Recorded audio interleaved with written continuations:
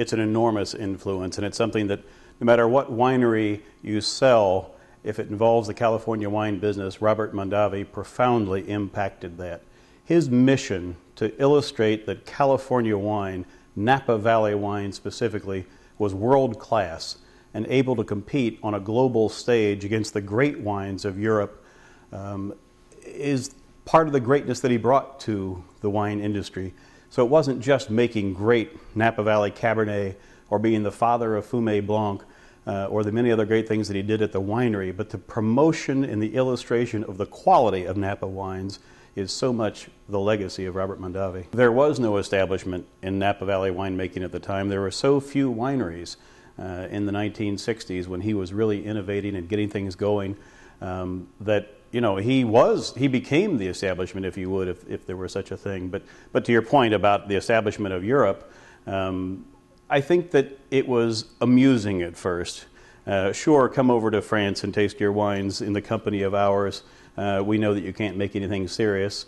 So they had no fear of him. So it was kind of a sure, come on over, make a fool of yourself, kid, sort of thing. But certainly he quickly earned their respect.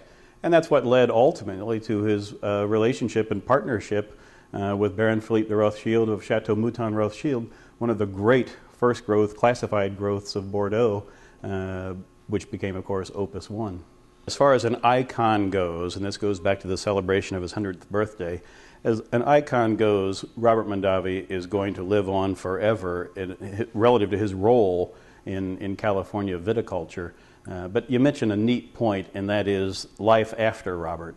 And Geneviève Janssens is the winemaker in Napa, and she has been for decades.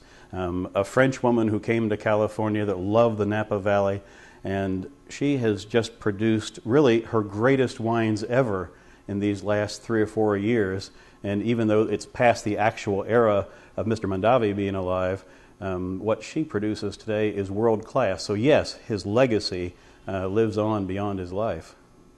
If you were going to use one word or name one winery or one person in all of California wine business, there is no one name like Robert Mondavi that universally speaks fine wine. It's respected in Asia, in Europe, in South America, throughout the world.